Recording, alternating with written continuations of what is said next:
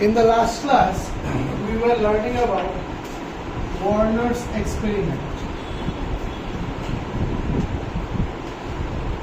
And Warner did experiments on the basis of number one, precipitation studies, on the basis of electrolytic conductance,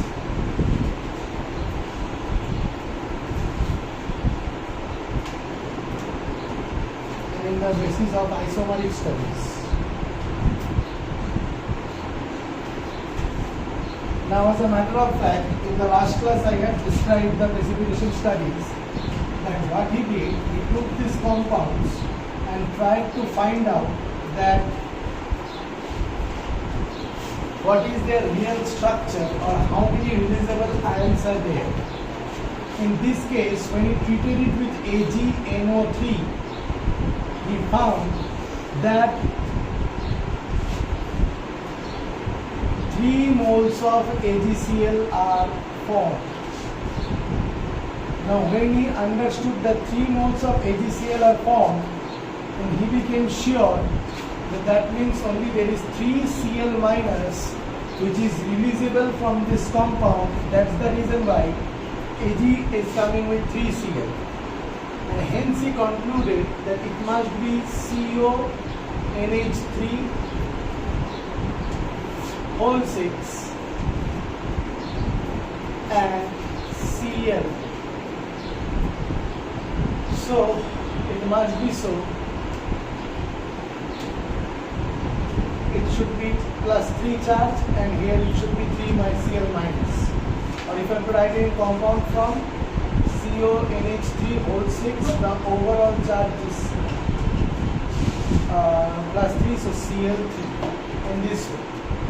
So when you take this compound and CONH3 whole 6 Cl3, if you react it with AgNO3, then the answer must be CONH3 whole 6 NO3 whole 3 plus 3 AgCl. If you notice this properly, then what is happening is that this Cl is getting ionized and coming with Ag and NO3 with this. So this proves that this one CONH3 whole 6 plus 3 is a complex ion.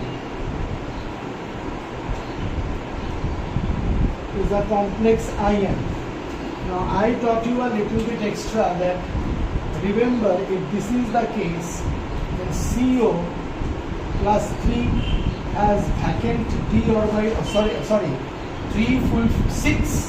six fulfilled d orbitals through which NH3 has done covalent bonding, coordinate bonding, and it has linked like this, and these valencies are known as secondary valency, which was explained in the last class. And however, this plus 3 charge is satisfied by the primary valencies, and those are attached with Cl. That is the reason why these Cl are releasable.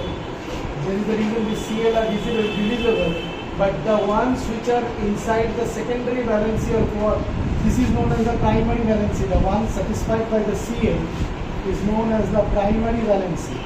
The primary valency is the ionizable valency and is easily ionized, and that's the reason why Cl minus is going down. Or you can write it simply like this, that this one is getting ionized as CONH3 whole 6 plus 3 Cl minus. That you can say. If this is the true for the first compound, then for the second, third and fourth compound, when he did the same precipitation study, then the result that he obtained, we will talk about. Put that side. disturbing, light is disturbing. Done, class 10.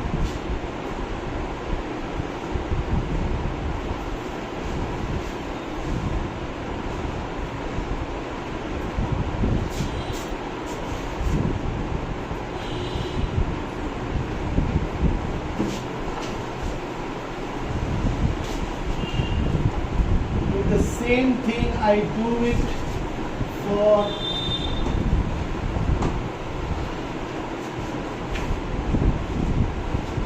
same thing I do it for COCl3, reacting it with AgCl, AgNO3,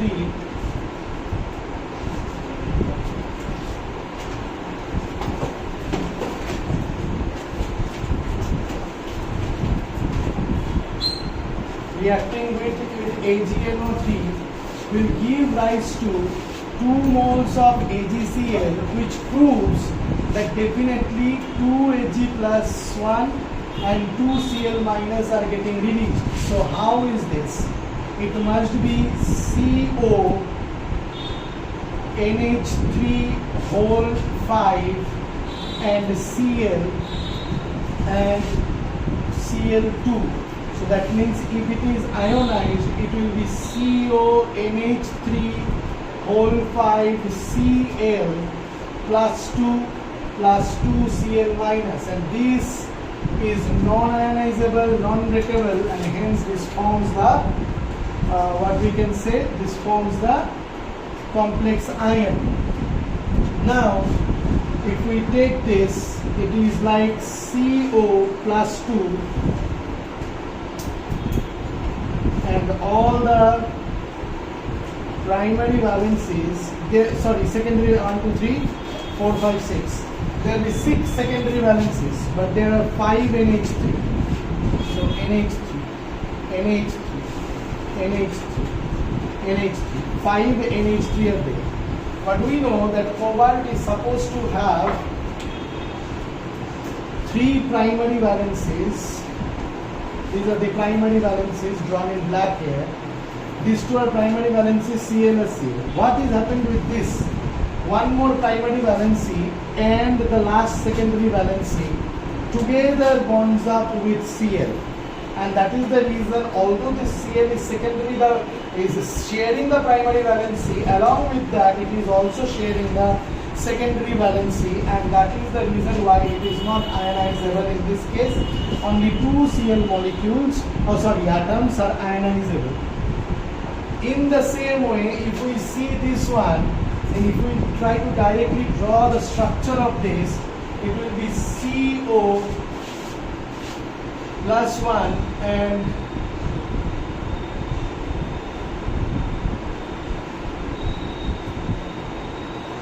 one, 2, 3, 4, 5, 6.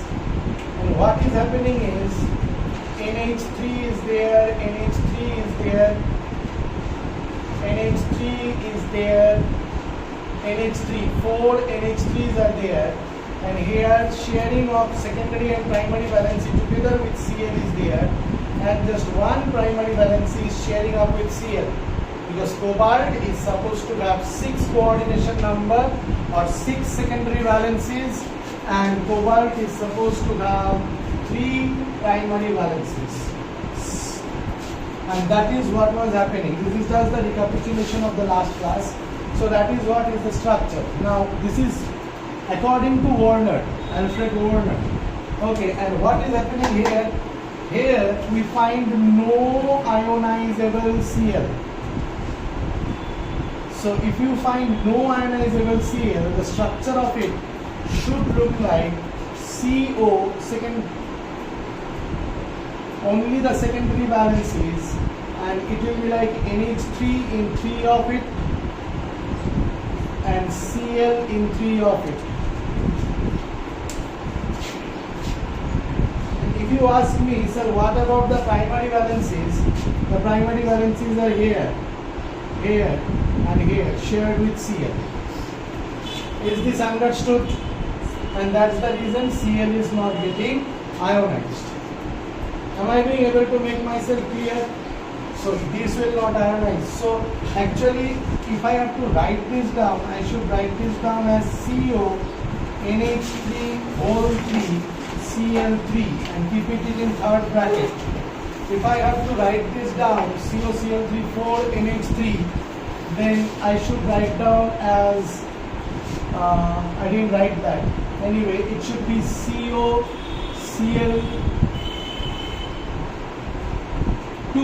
NH4 whole 4 bracket plus 1 charge should be there because one releasable Cl minus is attached to it.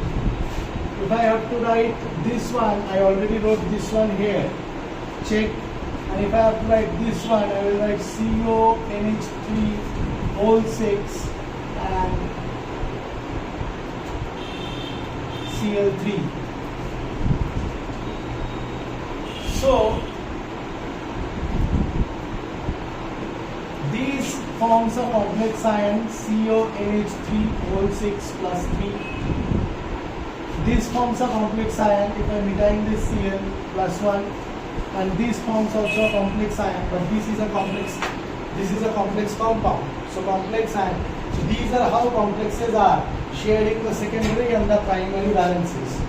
So that is how precipitation studied. Let Werner, Heisenberg, Werner, Alfred Werner to know. Not only with this, he also knew it by electrolytic conductance studies. Studies of molar conductivity. This is there in your syllabus. Molar conductivity and Kohl-Rauch's law, which is very important for your board exam. Okay, close that also. Light is coming. Molar conductivity is there.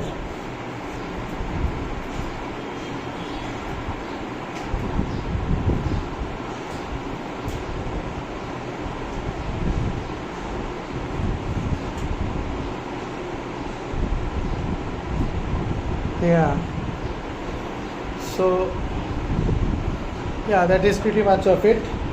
So that is how it is. Studies of molar conductivity is nothing.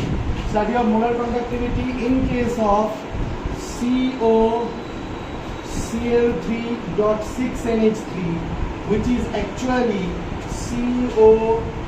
CONH3 whole 6 Cl3 yields 3:1 ion.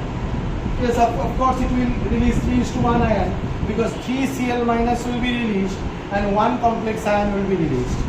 If you take COCl3.5 NH3, then it is actually CONH3 whole 6 Cl in bracket Cl2. It will be 2:1 ions will be released because 2 Cl minus and whole 5, sorry. Whole 5 because 2 Cl minus ion and 1 complex ion will be released. If you take COCl3.4 NH3, then you will get CONH3 whole 4 Cl2 and Cl. So 1:1 ion will be released. Means 1 complex ion and 1 Cl minus ion will be released. So from there also he became sure. And also the fact is this, that if it is COCl3.3 NH3, it's non-ionizable, and you have noticed why it is non-ionizable. So from this we conclude that the complex compounds. From this we conclude that the complex compounds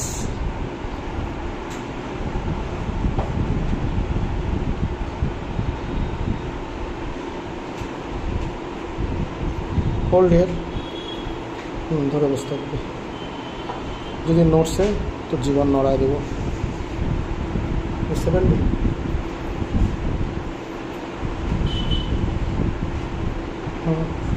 So from this we understand number 10 years.